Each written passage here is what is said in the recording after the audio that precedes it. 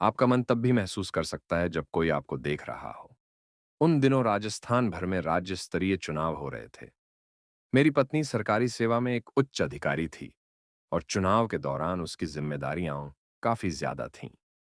उसका तबादला कालाहारी नाम के एक दूरस्थ ब्लॉक में हुआ था, जो राजस्थान की सीमा के अंतिम छोर पर स्थित था। मैंने उससे बात की और इस कठिन समय में उसकी मदद करने का निश्चय किया। मैंने अपने ऑफिस प्रबंधन से बात की और 1 हफ्ते की छुट्टी ले ली ताकि मैं उसके साथ जा सकूं। जहां हम रहने वाले थे, वह बंगला उसकी ऑफिस के पास ही था, लेकिन उसके आसपास कोई नहीं रहता था। वहां कई क्वार्टर थे, पर सब बुरी हालत में और टूटे फूटे। यह पहली बार था जब मैं वहां रात में रहने वाला था। पहला दिन हम सुबह वहां पहुंचे। मेरी पत्नी को ऑफिस जाना था, तो वह जल्दी से तैयार हुई और निकल गई। उसने मुझे खाना भिजवाने की हिदायत दे दी थी और कहा था कि देर हो जाएगी, क्योंकि काम का बोझ बढ़ता जा रहा है। मैंने चुपचाप सिर हिला दिया। दोपहर के आसपास मैं थोड़ी देर के लिए बाहर निकला और अचानक देखा कि एक बिजली की रफ्तार से चलता हुआ नाग, कोबरा, जंगल के एक सिरे से दूसरे सिरे की ओर भाग गया। मुझे यह देखकर लगा कि यह जगह कितनी बुरी हालत में है, और पास के टूटे-फूटे मकानों को देखकर यह समझना मुश्किल नहीं था कि ऐसे दृश्य यहां आम बात होंगे। मेरे पास कैमरा था, लेकिन वो जीव इतना तेज था कि मैं एक अच्छी फोटो नहीं ले सका। सर, कहाँ जा रहे हैं? मैंने पीछे मुड़कर देखा। 50 के करीब उम्र का एक आदमी। मैं उसे जानता था, मेरी पत्नी का स्टाफ में से एक। बस यूं ही टहलने निकला हूं। वह मुस्कुराया। कोई बात नहीं सर, लेकिन सुझाव दूंगा कि आप शाम के बाद बाहर न निकलें। ओह! ऐसा क्यों? बस यूं ही। स्ट्रीट लाइट्स सब खराब पड़ी हैं और यहाँ ज्यादा लोग नहीं रहते, इसलिए किसी ने सुध लेने की जरूरत नहीं समझी। मैडम तो खुद का भी ख्याल नहीं रखती, तो उन्होंने भी कुछ नहीं कहा।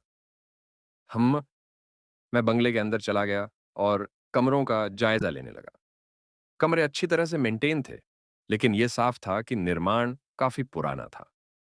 मुझे याद है किसी ने बताया था कि यह निर्माण भारत की स्वतंत्रता के बाद हुआ था। बड़े बड़े कमरे, एक जमाने में जूमर और मैनुअल पंखों की सुविधा थी। कई कमरे बंद थे और हाल के किसी भी रहने वाले ने यह जानने की कोशिश नहीं की कि इन दरवाजों के पीछे क्या है। मैंने एक बार अपनी पत्नी से पूछा था। उसका लापरवाह जवाब था, काफी कचरा और पुराने फाइल्स रखे हैं वहां। तुम्हें क्या लेना देना? सच ही कहा, वाकई में कोई लेना देना नहीं था। लेकिन ईमानदारी से कहूं तो किसी के लिए भी इस बड़े से बंगले में अकेले रहना आसान नहीं था, ऐसा मैं सोच रहा था। इसी बीच शाम के करीब 7 बजे वह आई, हाथ में गरम गरम पकौड़ों का पैकेट लेकर। मैं मुस्कुराया। उसे पता था मुझे पकौड़े कितने पसंद हैं। वो फ्रेश होने चली गई और मैं तब तक प्लेटें निकालकर पकौड़ों को अच्छे से सजा दिया। हमने शानदार नाश्ता किया और वह अपने ऑफिस का पूरा दिन मेरे साथ शेयर करने लगी। वह बड़े अच्छे से हर बात बता रही थी। इसी बीच मैंने देखा कि बाहर जो भी लाइटें थीं, सब चली गई थीं। अब बाहर घुप अंधेरा था।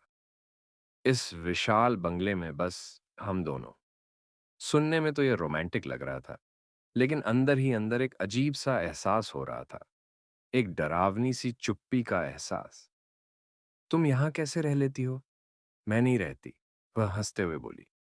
मैं तो स्टाफ हेडक्वार्टर के सामान्य आवासीय कॉम्प्लेक्स में रहती हूँ, जबकि मुझे यहाँ रहने का अधिकार है। ओह, तो फिर मैं वहीं रह सकता था। तुमने जहमत क्यों की इसे खुलवाने की? वह मुस्कुराई और बोली, मिस्टर, क्योंकि वहां 2 लोगों के लिए कई दिनों तक रहने की पर्याप्त व्यवस्था नहीं थी। और फिर मुझे थोड़ी प्राइवेसी चाहिए थी हमारे लिए। तुम कभी समझे ही नहीं, है ना? मैं मुस्कुराया। मैंने घड़ी की ओर देखा। अभी सिर्फ 8 बजे थे, लेकिन ऐसा लग रहा था जैसे रात काफी गहरा चुकी हो। कोई मनोरंजन का साधन नहीं था, न टीवी, न रेडियो। शुक्र था कि एक इन्वर्टर सेट था और मेरे पास मेरी किताबें और कैमरा था। करीब आधे घंटे बाद उसका एक स्टाफ आया, हमारे द्वारा मंगाया गया खाना लेकर। धन्यवाद उमंग, वह बोली, और दरवाजा बंद कर दिया। हमने बहुत स्वादिष्ट भोजन किया। खाना बिल्कुल हमारी भूख के हिसाब से था और स्वाद भी जबरदस्त। इस बंगले का देखरेख करने वाला कोई नहीं है, वो उमंग है। वही देखभाल करता है। वो थोड़ी दूर रहता है वे, लेकिन कहता है कि जरूरत पड़ी तो 30 मिनट में आ जाएगा। अच्छा, ठीक है। हमने खिड़कियां अच्छे से बंद कर दी ताकि कोई अनचाहा मेहमान अंदर न आ जाए। सुबह का वह रेंगता हुआ जहरीला मेहमान अब भी मेरे जहन में ताजा था। मैंने घड़ी देखी। रात के 9 बजे थे। जयपुर में हम आमतौर पर इस वक्त एक कप चाय और पीते, और यहां हम सोने की तैयारी कर रहे थे। मुझे आज भी याद है उस रात का मौसम बहुत सुहावना था, इसलिए अनजान माहौल में भी हमें नींद आने में ज्यादा वक्त नहीं लगा। नींद गहरी और शांत थी, जब अचानक किसी अजीब सी आवाज से मेरी नींद खुली। मैंने आंखें खोलीं तो चारों ओर अंधेरा था, जबकि मुझे अच्छे से याद है कि मैंने नाइट बल्ब जलाए थे। एकमात्र संभव कारण था इन्वर्टर का फेल होना लॉर्ड शेडिंग के बाद। मैं अपनी पत्नी की खर्राटों की आवाज सुन पा रहा था, हालांकि उसे देख नहीं पा रहा था। मैंने उसे जगाना ठीक नहीं समझा और खुद ही इन्वर्टर की हालत देखने का निश्चय किया। मैंने मोबाइल की टॉर्च ऑन की और सावधानी से नीचे उतरा ताकि वह न जागे। थोड़ी दूरी से मुझे इन्वर्टर पर लाल बत्ती साफ दिखाई दी, जो बैटरी फेल होने का संकेत थी। मैं पानी के स्तर चेक करना चाहता था, लेकिन ना जाने क्यों मेरा मन नहीं हुआ। मैं अब भी इस सोच में था कि आखिर वो अजीब सी आवाज क्या थी। कोई हल्की सी दस्तक दरवाजे पर। मोबाइल में देखा तो समय 2:30 था। पूरा कालाहारी गहरी नींद में डूबा हुआ था। मुझे पता ही नहीं चला क्यों, पर मैं पसीने से भीग गया था। मैं वापस बिस्तर पर आ गया और आंखें बंद कर लीं, इस उम्मीद में कि सुबह जल्दी हो। दूसरा दिन। मैं अपनी पत्नी की आवाज से उठा। अरे, जरा घड़ी देखो, कितना सोओगे? मैं तो नहा धोकर तैयार भी हो गई। आज मुझे जल्दी निकलना है। कुछ पोलिंग बूथ्स पर जाना है और तैयारियां चेक करनी है। एक सीनियर ऑफिसर भी हेडक्वार्टर से आ रहा है। चलो उठो अब। मैंने अनमने ढंग से आंखें खोली। कल रात अच्छी नींद आई जान? मैंने उससे पूछा, बिना रात की घटना के बारे में कुछ बताए। हाँ, अच्छी नींद आई। आज रात देर से आओगी क्या? इस पर निर्भर करेगा कि कब तक काम खत्म होता है। उम्मीद है 8 बजे तक सब निपटा लूं। उमंग तुम्हें दोपहर का खाना देगा। मैं फील्ड विजिट में ही कुछ खा लूंगी। तुम मेरा इंतजार मत करना। डिनर में गरम और तैयार पैक्ड लेकर आऊंगी। वह आंखों में शरारत लिए बोली, ठीक है जान। और हाँ, तुम्हारा नाश्ता टेबल पर रखा है। उमंग आसपास ही रहेगा। अगर कुछ चाहिए तो उसे कॉल कर लेना। उसका नंबर है ना तुम्हारे पास? मैंने चुपचाप सिर हिला दिया। ठीक है स्वीटी, बाय। वह जल्दी से निकल गई। मैंने दरवाजे से उसे विदा किया। बाहर देखा तो सुबह बहुत खूबसूरत थी। रात की बात तो मैं लगभग भूल ही गया था। चिड़ियों की चहचहाहट, जंगली फूल खिले हुए, रंग बिरंगी तितलियां उड़ रही थीं। मैंने अखबार उठाया और बरामदे में कुर्सी पर बैठकर कुछ समय तक खबरें पढ़ीं। चुनाव के समय राजनीतिक माहौल अक्सर तनावपूर्ण रहता है, तो चारों ओर की खबरों से अपडेट रहना जरूरी था। कुछ देर बाद मैंने अपना कैमरा उठाया और तितलियों के पीछे भागने लगा। शुक्र है कुछ अच्छे शॉट्स मिले। मैं इन्हें घर जाकर प्रोसेस करने का इंतजार नहीं कर पा रहा था, लेकिन फिलहाल कैमरे की स्क्रीन पर देखकर ही संतोष करना पड़ा। इसी बीच दोपहर का खाना परोसा गया।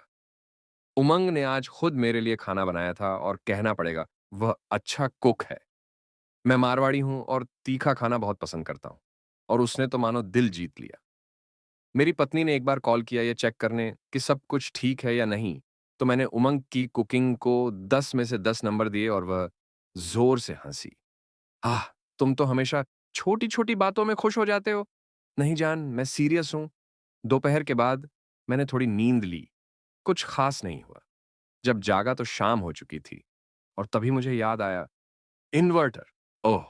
पूरा दिन बीत गया और यह बात तो जैसे मैं भूल ही गया था। मैंने तुरंत उमंग को कॉल किया। उमंग, यहाँ कोई अच्छा इलेक्ट्रिशियन जानते हो क्या? इन्वर्टर रात से ठीक से काम नहीं कर रहा। सर, काश आपने 1 घंटा पहले बताया होता। एक आदमी आया था, लेकिन अभी-अभी चला गया। ओह! कोई और नहीं है? हैं? नहीं सर, हमारे सारे इलेक्ट्रीशियन पास के शहर से आते हैं। शाम तक सब वापस चले जाते हैं। ठीक है। क्या तुम कुछ मोमबत्तियाँ और माचिस का इंतज़ाम कर सकते हो? जी सर, आधे घंटे में पहुँचाता हूँ। मैंने कॉल बंद कर दिया। मुझे खुद पर गुस्सा आ रहा था कि यह बात पूरी तरह भूल गया। मेरी पत्नी को तो कुछ पता ही नहीं चला क्योंकि उसकी नींद पूरी हो गई थी। इसी बीच मैंने देखा कि दोपहर का बचा हुआ खाना अब भी बरामदे के पास रखा हुआ है। मैंने सोचा कि इसे पीछे वाले डंपर में फेंक देता हूँ। मेरी घड़ी में 7 बजे थे, लेकिन बाहर पहले ही अंधेरा घिर आया था। मैंने मोबाइल की टॉर्च ऑन की और सावधानी से बाहर निकला, किसी अनचाही मुलाकात से बचते हुए। डंपर बंगले से करीब 2 मिनट की दूरी पर था। यह पुराने सरकारी क्वार्टर्स के बीचों बीच स्थित था, जो अब पूरी तरह से जर्जर हालत में थे। शायद आजादी के बाद वहां कई कर्मचारी परिवारों सहित रहते थे। फिर सब लोग दूसरी जगहों पर चले गए। फिर कोई नहीं आया और प्रशासन ने इन मकानों को टूटने के लिए छोड़ दिया। मैं यही सब सोच ही रहा था कि अचानक मुझे लगा कि कोई मुझे पीछे से अंधेरे में फॉलो कर रहा है। मैंने तुरंत पीछे मुड़कर मोबाइल की टॉर्च फोकस की, लेकिन सिवाय एक ठंडी हवा के झोंके के कुछ नहीं दिखा। न कोई इंसान, न कोई आवाज। मैं स्वभाव से एक वैज्ञानिक सोच रखने वाला इंसान हूं, लेकिन भावनाओं को कैसे नकार दूं? मुझे मानने में कोई शर्म नहीं थी, मैं बहुत असहज महसूस कर रहा था। मैंने जल्दी से कूड़ा डंपर में फेंका और लगभग भागते हुए बंगले की ओर लौट आया। जब पहुंचा तो देखा उमंग वहां खड़ा था। सर, सब ठीक है ना? उसने शायद मुझे भागते हुए देख लिया था और ये भी नोटिस किया होगा कि मेरे माथे पर पसीने की बूंदें झलक रही थीं। हाँ, बिल्कुल। मुझे शाम को दौड़ने की आदत है और सोचा कि यहां भी थोड़ा ट्राई कर लूं। मैंने मुस्कुराने की कोशिश की, लेकिन शायद मेरी बॉडी लैंग्वेज कुछ और ही कह रही थी। ठीक है सर, लेकिन मैं सुझाव दूंगा कि यहां शाम के वक्त अकेले बाहर न जाया करें। अगर कुछ भी जरूरत हो तो मुझे बुला लीजिएगा सर। उम, ऐसा क्यों? बस ऐसे ही। यहाँ बहुत अंधेरा रहता है और कोई आसपास रहता भी नहीं है। तो मुझे लगा कि वो जो कहना चाहता था, उसे पूरी तरह नहीं कह पाया। मैंने उसे और कुछ कहने के लिए मजबूर नहीं किया। मैंने मोमबत्तियां और माचिस ली और वापस अंदर चला गया। लेकिन असहजता बनी रही। कुछ तो ठीक नहीं था। मैंने अपनी पत्नी को कॉल किया, जिसने कहा कि वह 2 मिनट में पहुंच रही है, और जैसे ही मैंने कॉल डिस्कनेक्ट किया, वो आ भी गई। उसने मेरे लिए पैक किया हुआ खाना लाया था। अरे डियर, मैंने तो पहले ही खाना खा लिया। दरअसल मुझे पूरा दिन अलग-अलग विधानसभा क्षेत्रों में घूमना पड़ा। शायद जो दोपहर का खाना खाया था, वो ठीक से पचा नहीं। रास्ते में थोड़ा दही खा लिया और डिनर स्किप कर दिया। तुम खा लो। तुम्हें डॉक्टर की जरूरत तो नहीं है ना? नहीं नहीं, कोई चिंता की बात नहीं। बस कुछ पाचन की दवा दे दो। ठीक है। उसने जल्दी से दवा निगली और सो गई। इस बीच मैंने अपना खाना खाया और फिर कुछ नोटिस किया।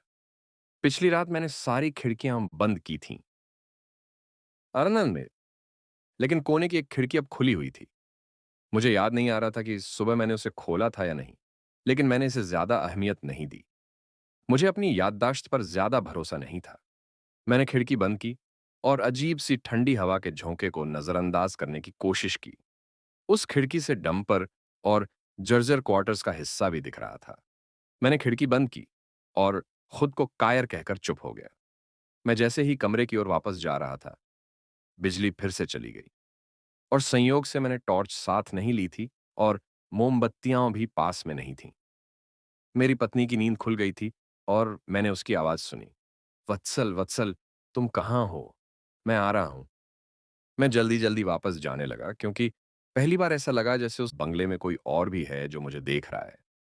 रास्ते में मेरे पैर की उंगली किसी चीज से टकरा गई और मुझे तुरंत समझ आ गया कि चोट लगी है और शायद खून भी निकल रहा है।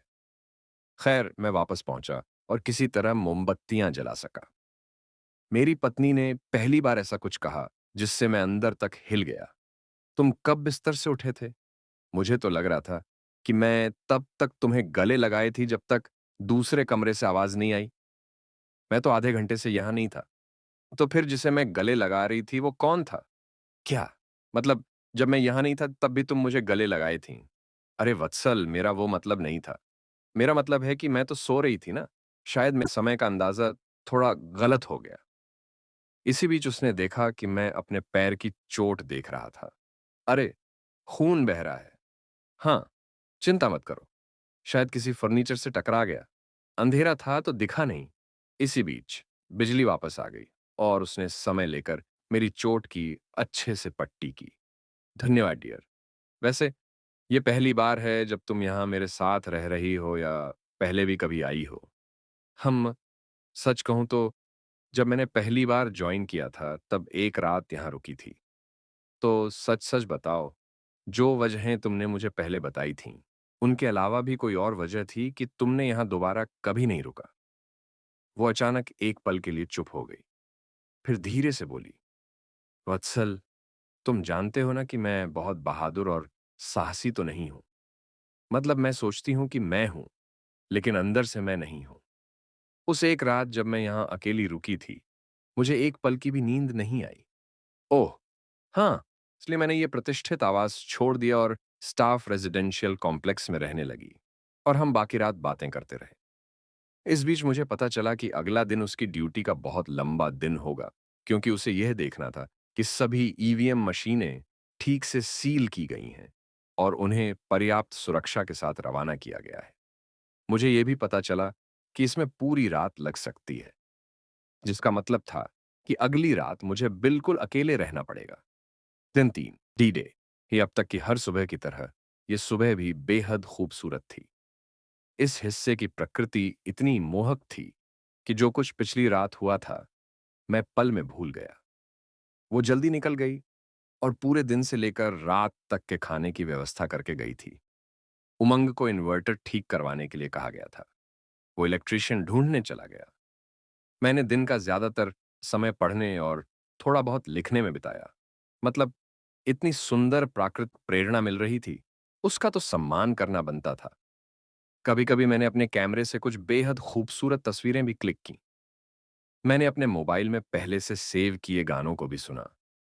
इसी दौरान एक इलेक्ट्रीशियन आया और इन्वर्टर की मरम्मत शुरू कर दी।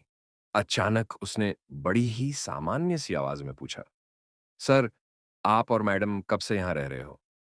"परसों से।" "क्यों?" "बस ऐसे ही पूछ लिया।" उसके हाव-भाव से लग रहा था कि वो कुछ छुपा रहा है। "क्या बात है देव, तुम मुझसे खुलकर बात कर सकते हो।"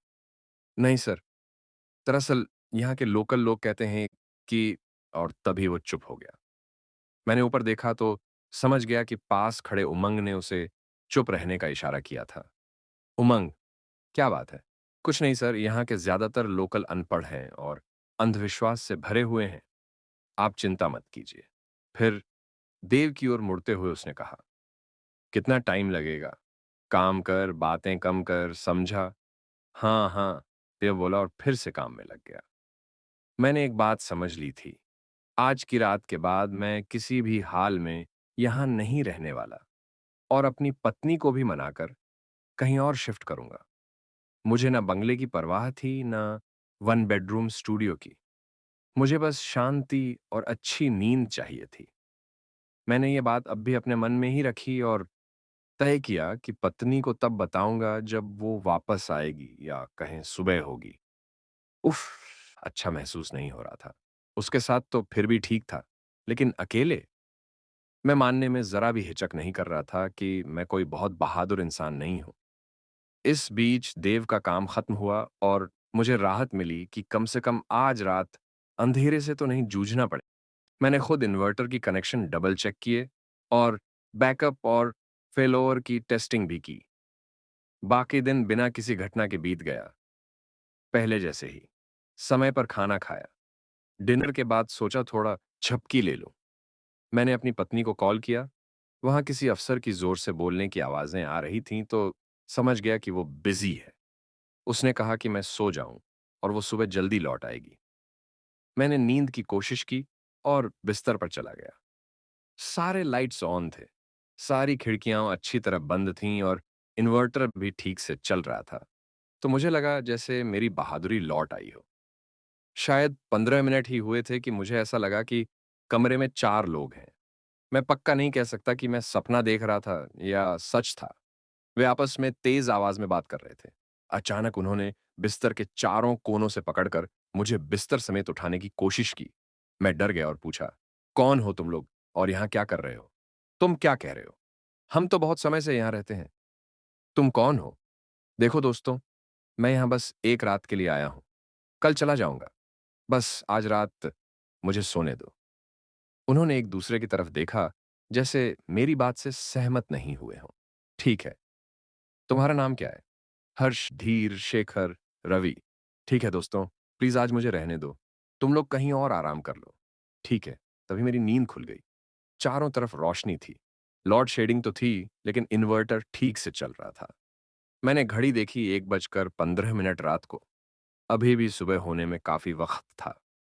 मैंने आंखें बंद करके दोबारा सोने की कोशिश की, लेकिन उन चारों ने भले ही मुझे नहीं छेड़ा, मुझे नींद का एक कतरा भी नहीं आया। हर पल ऐसा लग रहा था जैसे कोई मुझे घूर रहा हो। आखिरकार मैं उठ गया और किताब पढ़ने लगा। धीरे धीरे समय बीता, बहुत धीरे। और फिर सुबह सुबह बाहर कार का हॉर्न सुनाई दिया। वो आ गई थी। भगवान का शुक्र। तुम्हें नींद आई? उसने पूछा जैसे ही वो फ्रेश होने गई। नहीं, क्या हम यहां से कहीं और शिफ्ट हो सकते हैं, जहां तुम पहले रहती थी? जरूर, थोड़ा समय दो, मैं नहा लूं, फिर उमंग को कॉल करती हूं और इंतजाम करवाती हूं। उसने वैसा ही किया। सुबह 9 बजे हम बंगले से अपना सारा सामान लेकर निकल पड़े। रास्ते में मैंने उसके ड्राइवर मोहित से यूं ही पूछ लिया। मोहित उसका पुराना और भरोसेमंद ड्राइवर था। अरे मोहित, हाँ सर, ये जो बंगला है जहां हम 3 दिन रुके, इसके बारे में लोकल लोग क्या कहते हैं? ओह क्यों सर, आपको कुछ सुनाई दिया क्या? मैं बताऊंगा, पहले तुम बताओ। आप ध्यान मत दो सर। लोग कहते हैं कि ये बंगला भूतिया है, वगैरह वगैरह। वो तो किसी भी जगह को भूतिया बना देते हैं। हम क्या कभी आसपास कोई हर्ष, धीर, शेखर, रवि नाम के लोग रहते थे? अब मेरी पत्नी मेरी ओर देखने लगी सवालिया नजरों से। ये तो बहुत आम नाम है सर। मेरे दोस्त भी ऐसे ही नामों वाले हैं। हम कोई ऐसा जिसकी मौत हुई हो और उसका नाम ऐसा रहा हो? बहुत मुमकिन है सर। लेकिन इस इलाके में गरीब लोग ठीक से अंतिम संस्कार भी नहीं कर पाते, इसलिए ट्रैक करना मुश्किल होता है। लेकिन सर, आप सिर्फ इन नामों के बारे में ही क्यों पूछ रहे हैं?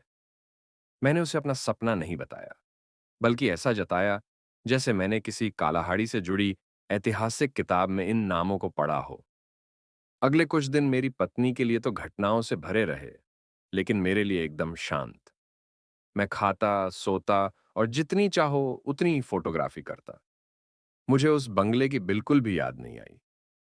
जब चुनाव खत्म हो गया तो हम वापस जयपुर लौट आए ताकि मेरी पत्नी को कुछ जरूरी छुट्टियां मिल सकें और मैं अपने ऑफिस में शामिल हो सका। मैं उस घटना को लगभग भूल ही गया था जब करीब 7 साल बाद एक खास समाचार ने मेरा ध्यान खींचा। इस बीच मेरी पत्नी को प्रमोशन मिल गया था और उनका तबादला एक दूसरे शहर में हो गया था।